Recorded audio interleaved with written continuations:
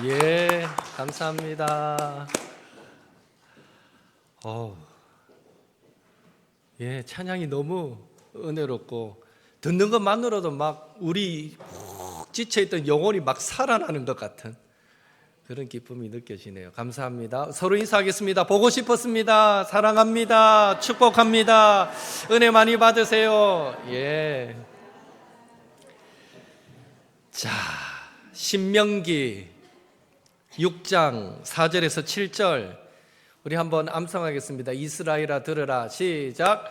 이스라엘아 들으라. 우리 하나님 여호와는 오직 유일한 여호와이시니 너는 마음을 다하고 뜻을 다하고 힘을 다하여 내 하나님 여호와를 사랑하고 하라. 그리고 오늘 내가 내게 명하는 이 말씀을 너는 마음에 새기고 내 자녀에게 부지런히 가르치며 집에 앉았을 때든지 길을 갈 때든지 누워있을 때든지 일어날 때든지 이 말씀을 항상 강론할 것이며 이 말씀을 강론할 것이며 저도 헷갈리네요. 이 말씀을 강론할 것이며 예. 하나님의 은혜로 그리고 우리 교회와 성도님들의 사랑과 또 기도로 독일 종교개혁지 잘 다녀왔습니다. 함께 갔던 사모님들은 살짝 재미없을 수도 있었습니다. 정말 관광을 위한 게 아니라 독일 종교개혁지를 돌아보니까 관광지 중심으로 대도시를 움직인 게 아니라 관광객들이 별로 찾지 않는 소도시에 종교개혁지를 가다 보니까 살짝 재미없을 수도 있었지만 그러나 가는 곳마다 목회자로서 한 번 더 먼저 살아갔던 종교개혁자들의 발자취를 한번 밟아보고 그들이 막 생명을 다해 목숨을 걸고 지키려고 했던 진리에 대해서 생각해보고 나도 더 잘 살아야겠다라는 그런 다짐들을 하는 좋은 시간이었던 것 같습니다. 사진도 좀 찍어오고 했는데 기회가 되면 준비되는 대로 오후 예배 시간에 한 몇 번에 걸쳐서 한번 종교개혁지 또 우리 종교개혁의 역사 관련해서 나눌 기회가 있으면 그렇게 나누도록 하겠습니다. 하여튼 기도해 주셔서 감사드립니다. 오늘 읽은 본문은 성령님이라는 말이 직접적으로 나오지도 않고 언급되지 않기에 성령님과 관련 없는 본문으로 여기기 쉽지만 신약학자인 고든피 캐나다 리젠트 신학교 교수입니다. 고든피 목사님은 하나님의 능력 주시는 임재하심이라는 책에서 이 로마서 12장 1절에서 2절 말씀의 모든 부분에 성령님이 전제되어 있다라고 말하고 있습니다. 그렇게 말했던 이유는 우리 몸을 하나님께 거룩한 산제물로 드리는 것과 우리 마음을 새롭게 함으로 변화받는 것 모두가 성령님의 역할을 전제하고 있기 때문이다라고 설명합니다. 다시 말해 1절에 나오듯이 우리 몸을 거룩한 산제물로 하나님께 드리는 것이 가능하도록 만드는 것이 바로 하나님의 자비하심입니다. 그리고 그 하나님의 자비하심의 다른 표현이 로마서 1장에서 11장까지 계속해서 강조하고 있는 구원의 은혜입니다. 그리고 에베소서 5장 8절에 너희가 전에는 어둠이더니 이제는 빛이라 주 안에서 빛이라 빛의 자녀들처럼 행하라. 우리의 운명을 어둠에서 빛으로 어둠의 자식에서 빛의 자녀로 바꾸는 그 구원의 은혜를 저와 여러분에게 적용하시는 분이 바로 성령님이신 것입니다. 또한 마음을 새롭게 함으로 변화받는 것 역시 직접적인 성령님의 역할이다 해도 과언이 아닙니다. 바울은 로마서 12장 1절 2절에서 무엇이 우리의 마음을 새롭게 하는가에 대해서 직접적으로 밝히고 있지는 않지만 20세기 개신교의 교황이라는 별명이 붙을 정도로 복음주의 신학자로 그 권위가 인정되는 존 스토트 목사님은 우리 마음을 새롭게 함으로 변화를 받게 하는 것이 성령님과 하나님의 말씀인 것을 우리는 다른 성경 말씀을 통해서 쉽게 알 수 있다라고 말합니다. 요한복음 3장 5절에 물과 성령으로 나지 아니하면, 우리를 새롭게 거듭나게 하시는 분은 성령님이시다라고 말씀합니다. 에베소서 6장 17절은 하나님의 말씀을 성령의 검으로 묘사하고 있고요. 히브리서 4장 12절은 하나님의 말씀이 우리의 영혼과 관절과 골수를 찔러 쪼개기까지 하며 우리의 마음의 생각과 뜻을 감찰한다라고 말씀합니다. 결국 우리의 마음을 새롭게 하시는 분은 성령님이시고 우리의 마음을 새롭게 하는 것은 하나님의 말씀인 것입니다. 우리는 주일만 믿음으로 사는 것이 아니라 6일간의 일상의 삶도 변함없이 하나님 앞에서의 삶, 하나님 중심의 삶이 되어야 할 줄로 믿습니다. 그런 의미에서 우리의 가치관이 하나님 중심의 가치관으로 성경 말씀에 근거한 기독교적인 세계관으로 변화되지 않으면 저와 여러분은 어쩔 수 없이 맛을 잃은 소금처럼 될 수밖에 없기에 오늘은 가치관을 변화시키는 성령님이라는 제목으로 함께 말씀을 나누면서 잠시 은혜 받는 시간이 되기를 원합니다. 첫째로 성령님은 저와 여러분의 삶을, 우리의 삶을 하나님께 드리도록 도와주심으로써 우리의 가치관을 변화시키십니다. 하나님은 예배 받으시기를 기뻐하십니다. 예배는 하나님께서 우리에게 행하신 그 일들을 기억하면서 그 하나님을 높이고 하나님께 영광 올려드리는 시간이고, 그러면서 하나님의 말씀에 순종하며 살기를 결단하는 시간입니다. 그래서 하나님은 예배받기를 기뻐하십니다. 왜 하나님께서 이스라엘 백성을 선택하시고 그들을 애굽의 압제로부터 출애굽시켜 주셨을까요? 하나님께서 모세를 통해 바로에게 한결같이 하신 말씀이 이것입니다. 출애굽기 7장 16절 같이 읽겠습니다. 그에게 이르기를 히브리 사람의 하나님 여호와께서 나를 왕에게 보내어 이르시되 내 백성을 보내라. 그러면 그들이 광야에서 나를 섬길 것이니라 하였으나 이제까지 내가 듣지 아니하도다. 내 백성을 보내라. 그러면 그들이 광야에서 나를 섬길 것이니라. 여기에 섬기다 라는 말의 의미는 마치 노예가 두 주인이 아니라 한 주인만을 위해서 일하듯이 그렇게 섬기다, 그런 의미에서 예배하다, 이런 의미가 됩니다. 따라서 하나님이 이스라엘 백성들을 출애굽시켜 주신 이유는 오직 한 분 하나님만을 주인처럼 믿고 따르고 섬기고 예배하도록 하기 위해서인 것입니다. 오늘날도 마찬가지입니다. 하나님은 왜 저와 여러분을 선택하여 구원하시고 하나님의 자녀로 삼아 주셨을까요? 그것은 우리를 이 시대 가운데 하나님만을 믿고 따르고 섬기고 예배하는 예배자로 세우기 위함인 줄로 믿습니다. 그래서 예배는 주일날 교회에 와서만 드리는 예배로 끝나서는 안 됩니다. 흔히 하는 말로 썬데이 크리스천, 젖먹이 어린 아기의 신앙이 되어서는 안 됩니다. 고린도전서 13장 11절에 내가 어렸을 때에는 말하는 것이 어린아이 같고 깨닫는 것이 어린아이와 같고 생각하는 것이 어린아이와 같다가 장성한 사람이 되어서는 어린아이의 일을 버렸노라.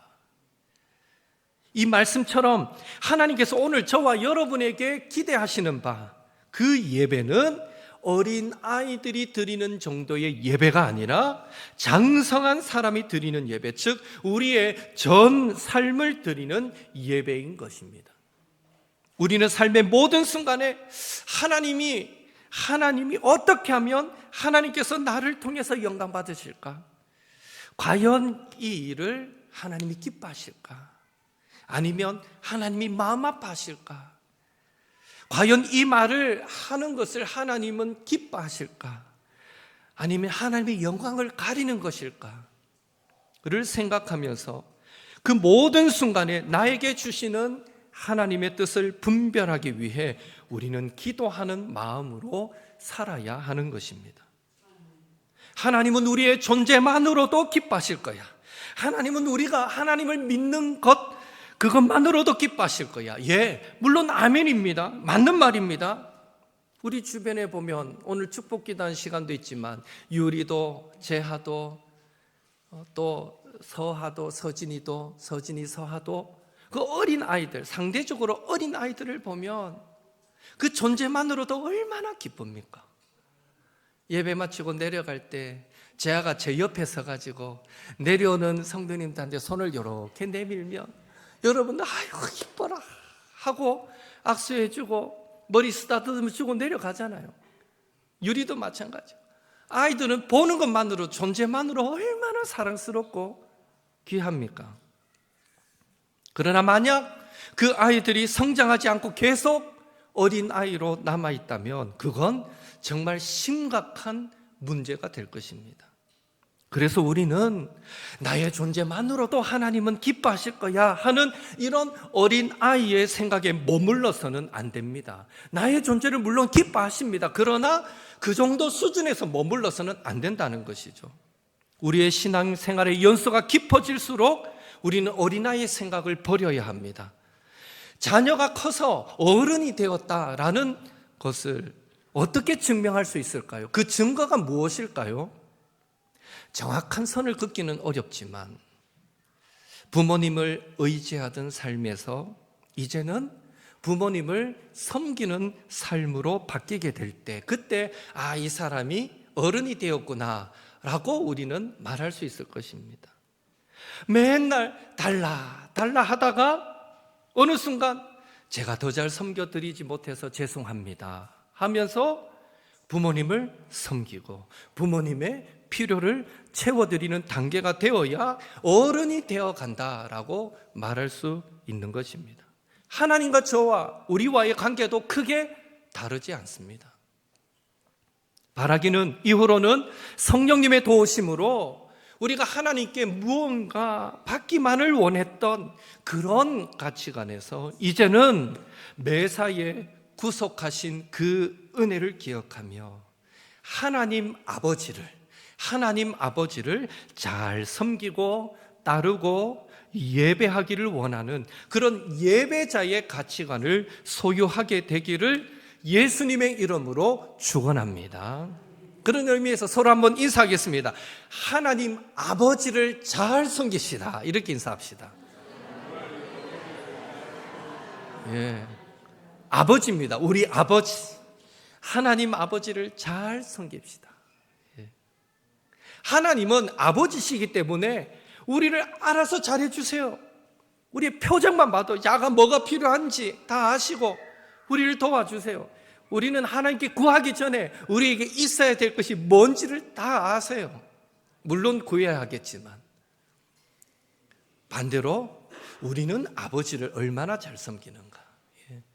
믿음의 장성한 분량에 이르기까지 달려간다는 것은 하나님 아버지를 잘 섬기는 성도가 된다라는 의미라고 믿습니다. 하나님 아버지 더 잘 섬기며 살아가는 저와 여러분이 되기를 예수님의 이름으로 축복합니다. 둘째로 성령님은 우리의 마음을 새롭게 하심으로 우리의 가치관을 변화시키십니다.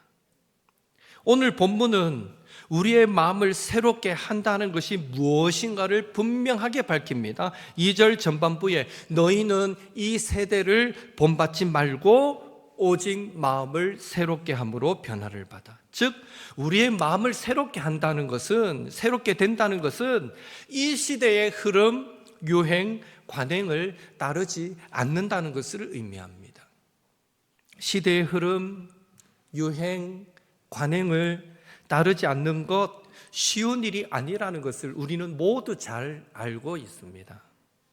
우리는 신앙을 지키기 위해 믿음으로 살려고 이 시대의 흐름을 따르지 않는 것뿐인데, 그것이 때로는 세상 사람들에게는 소신이 있어 보이는 것이 아니라 시대에 뒤떨어지는 것처럼 미련하게 보일 수도 있고, 때로는 자신들과 다른 것을 눈의 가시처럼 여겨서 괜한 멸시와 조롱과 비방과 박해와 왕따로 되돌아올 수도 있는 것입니다. 그게 싫어서 적당히 세상의 유행에 맞춰 살아가기도 하는 것이죠. 그렇다면 그런 세상의 부정적인 시선에 두려움 없이 이 세대를 본받지 않으므로 우리의 마음을 새롭게 하는 삶을 살려면 어떻게 해야 하겠습니까? 방법은 하나입니다. 성령님께서 우리와 함께 하시면, 하나님이 우리의 통치자가 되어 주시면 가능한 줄로 믿습니다. 예수님 안에 거함으로 누리게 되는 기쁨, 평안, 소망은 세상이 주는 온갖 걱정, 염려, 두려움과 위협을 물리치고도 남는 능력이 되는 줄로 믿습니다. 그래서 우리는 날마다 기도해야 합니다. 하나님, 우리의 마음을 새롭게 하여 주옵소서. 우리를 성령으로 충만케 하여 주옵소서. 우리에게 구원의 감격과 기쁨을 날마다 회복시켜 주옵소서. 그렇게 기도하는 마음으로 우리 찬양 한번 같이 부를까요? 정결한 마음 주시옵소서. 우리 함께 찬양하겠습니다.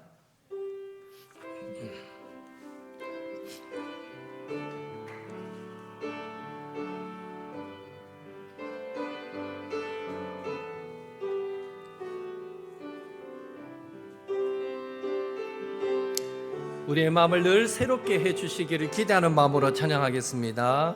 조금 더 빠르게 부르겠습니다. 정결한 마음 주시옵소서. 오 주님, 정직한 영을 새롭게 하소서. 정결한 마음 주시옵소서. 정결한 마음 주시옵소서. 오 주님, 정직한 영을 새롭게 하소서. 나를 주님 앞에서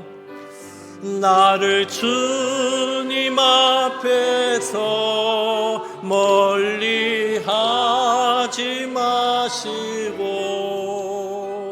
주의 성령을 거두지 마옵소서. 그 후원의 기쁨 다시 회복시키시고 변치 않는 마음 내 안에 주소. 나를 주님 앞에서 멀리 하지 마시고 나를 주님 앞에서 멀리 하지 마시고 주의 성령을 거두지 마옵소서. 그 구원의 기쁨 다시 회복시키시고 변치 않는 마음 내 안에 주소서. 아멘. 우리의 마음을 날마다 새롭게 하여 주옵소서. 우리를 성령으로 충만케 하여 주옵소서. 우리에게 구원의 감격과 기쁨을 날마다 회복시켜 주옵소서. 하나님께서 저와 여러분을 구원하신 이유는 우리가 이 세대에, 이 시대에 취하여 살기보다는 우리의 마음을 날마다 새롭게 하면서 이 시대를 변화시켜가는 주역이 되기를 원하시기 때문임을 믿으시고, 그 일이 나의 의지, 나의 열심만으로는 불가능하기에 성령님의 충만한 기름 부으시는 역사로 가능하기에 더욱 날마다 성령 충만을 사모함으로 예배하며 기도하시는 옥토의 성도님들 되시기를 예수님의 이름으로 축복합니다. 돌아와서 들었던 정말 기쁜 소식 중에 하나는 뭔가 하면, 제가 걱정했거든요. 50일 우리 기도학교 끝나고 제가 바로 종교개혁지를 가기 때문에 이 기도의 흐름이 끊어지면 어떡하나 했는데, 돌아와서 들은 소식은 제가 가기 전주에 50일 기도학교하고 이어서 30% 여러분들이 새벽교회 왔습니다. 이 말을 듣고는 그러면 우리도 계속하자라고 마음을 먹고 틈틈이 새벽 기도에 더 참석하신 성도님들이 계시더라라는 얘기를 들었습니다. 와, 얼마나 기쁘든지요. 감격스럽고. 예. 사실 우리는 죄성이 가득해서요, 좀 더 자자, 좀 더 졸자, 좀 더 눕자, 편한 거를 추구하거든요. 그런데도 스스로 자기를 쳐서 복종시키듯 그 기도의 자리를 애써 찾으려고 노력하셨다라는 얘기를 들으니까, 와, 이건 성령의 역사다, 하나님의 은혜다라는 생각이 들더라고요. 예. 성령께서 우리 가운데 역사하시면 죄질 생각도 버리고 우리의 연약함도 다 하나님이 강권적으로 역사하셔서 강력하게 만들어 주실 줄 믿습니다. 예. 그래서 더욱 날마다 성령을 사모하시는 저와 여러분이 되시기를 한 번 더 예수님의 이름으로 축복합니다. 마지막으로 성령님은 하나님의 뜻을 분별하게 하심으로 우리의 가치관을 변화시키십니다. 2절 한 번 더 같이 읽습니다. 너희는 이 세대를 본받지 말고 오직 마음을 새롭게 함으로 변화를 받아 하나님의 선하시고 기뻐하시고 온전하신 뜻이 무엇인지 분별하도록 하라. 종종 성도가 행하는, 우리가 행하는 실수 가운데 하나는 나의 뜻을 하나님의 뜻으로 오해하고서 열심낸다라는 것입니다. 이는 우리 인간이 교만하게 나타나는 어쩌면 어쩔 수 없는 현상이다라고 말할 수 있습니다. 하나님께서 몸서리치도록 싫어하는 것이 교만인데도 우리가 가장 쉽게 범하는 죄가 교만입니다. 여러분, 사람이 어느 정도로 교만할까요? 내 생각에 이건 아니다 싶으면 하나님도 그렇게 생각하실 것이다 라고 스스로 믿어버릴 만큼 교만합니다. 반대로 내 생각에 이건 참 잘한 일이다 싶으면 당연히 하나님도 그렇게 생각하시고 기뻐하실 것이라고 생각할 만큼 교만합니다. 다시 말해, 모든 것에 자신이 기준이 될 만큼 교만합니다. 그래서 생긴 속담도 있습니다. 사공이 많으면 배가 산으로 간다. 왜 배가 산으로 갈까요? 다 자기가 옳다니까, 다 자기 기준이 맞으니까 배는 산으로 갈 수밖에 없겠죠. 교만한 분들이 가장 많이 쓰는 표현이 내하고 다르네, 이런 말입니다. 선을 긋기를 잘합니다. 다르다고. 우리는 그저 다름을 이해하고 때로는 인정해 줘야 되는데, 나와 다른 것을 확실하게 선긋기를 좋아합니다. 그 이유는 그만큼 내 생각이 옳다는 그런 교만함이 가득하기 때문입니다. 과연 이 땅에 완전한 사람이 어디 있을까요? 생각하는 것이 완전하고 행하는 모든 것에 실수 없는 사람이 어디 있겠습니까? 그래서 우리는 내가 옳다고 생각하고 행동한 것이 내 기준이 틀릴 수도 있다라는 전제를 항상 가지고 살아야 합니다. 이런 전제만 가져도 절대 배는 산으로 올라가지 않습니다. 분열과 다툼은 줄어들게 될 것이고 공동체가 깨어지는 일들은 없을 것입니다. 이 전제만 가져도 우리는 하나님 앞에 겸손한 자가 될 수 있을 것입니다. 그렇다면 나도 틀릴 수 있다라는 전제만 갖고 살아가면 될까요? 물론 교만한 것보다야 낫겠지만 겸손도 우리 인생이 추구해야 할 궁극적인 단계는 아닙니다. 하나님께서 우리에게 요구하시는 삶은 겸손 그 이상입니다. 다시 말해 단순히 겸손한 삶 이상의 좀 더 온전한 삶을 요구하고 계시는 것입니다. 왜요?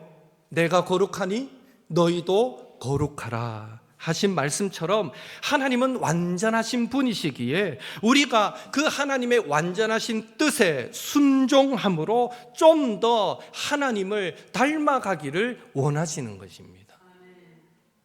따라서 우리는 스스로 실수투성이다라는 사실을, 연약한 존재라는 사실을 인정하는 것에서 그쳐서는 안 됩니다. 우리가 스스로 연약하다라는 사실을 인정한다면, 그것을 깨닫는다면 더 이상 자신의 생각을 고집하지 말고 완전하신 하나님이 선하시다, 기뻐하시고 온전하다 여기시는 그 뜻을 우리는 분별하며 그 뜻에 순종하는 삶을 살아야 하는 것입니다.